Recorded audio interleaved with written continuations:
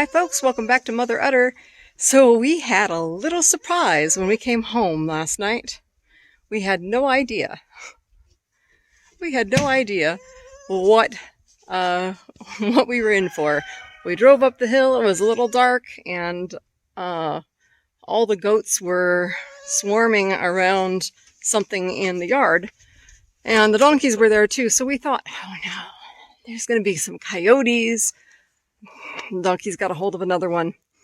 We got out there in the yard, and my son, Riley, he found a couple baby goats. Now, you might be wondering why that's a surprise to people who breed goats. Well, it's a surprise because we didn't breed goats this year. We wanted to get kind of comfortable with the business and with the property here after the fire before breeding more goats. And all of our boys had their Bacchus bibs on this year after they got back from place that they were staying. So we didn't breed any goats.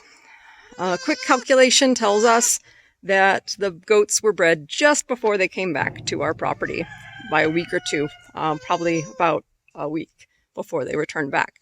So they've had their bibs on while they were here, but somebody slipped out of their bib before they got here. So we had two mamas. At first we thought there was just one mama, and there were at first two babies, and we found a third baby, and then we found a fourth baby. Four babies, 2 girls, 2 boys. And that's when we thought, maybe there's another mama. Twins and triplets are not uncommon, but quads aren't as common. So we thought we'd check it out. So let's take a look.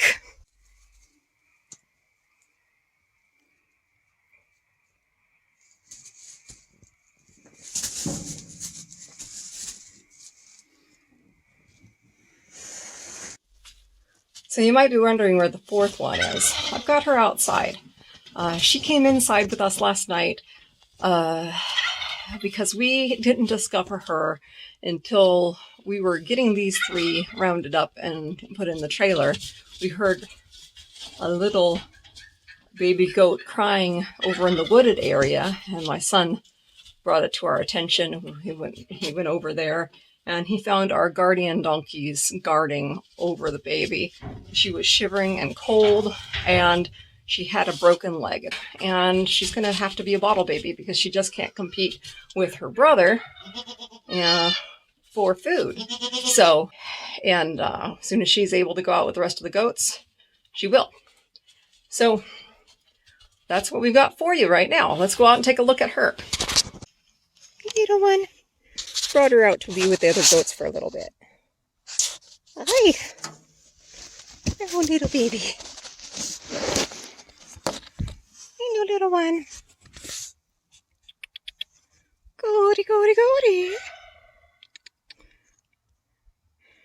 She's been trying to get up on her feet. She can't put weight on that leg, so she's been walking around with 3 legs. But she is able to get up on her 3 legs. Right now she's full of milk, so she's tired. Oh, but she's trying. There she goes. Good girl. Yeah. It's hard when it hurts.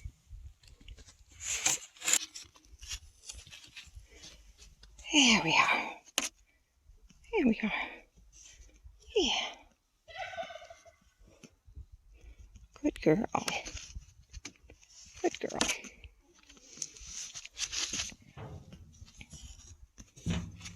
Good girl. And she's wanting to nurse on my arm again.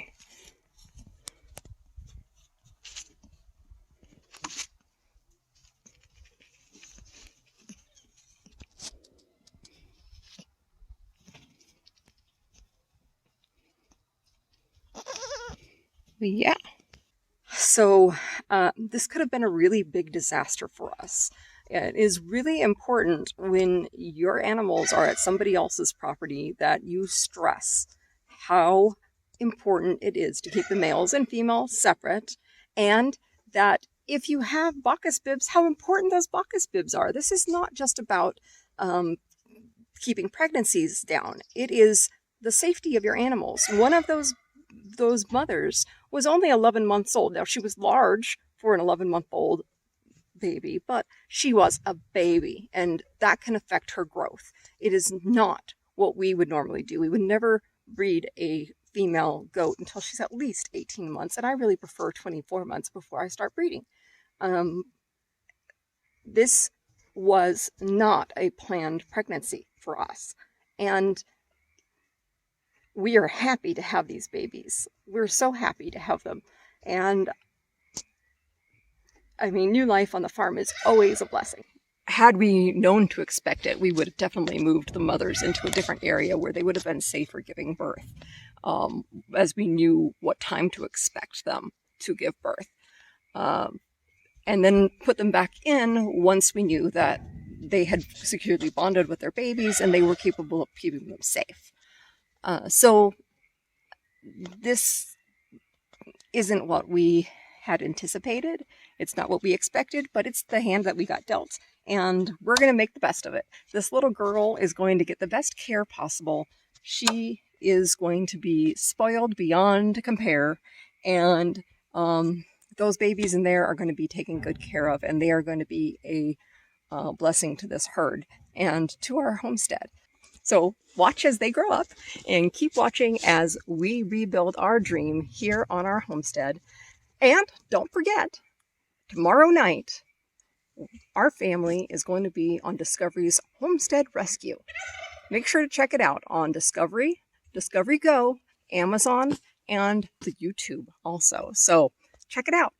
And don't forget to click like, subscribe, and hit that bell so you can keep watching. See you later.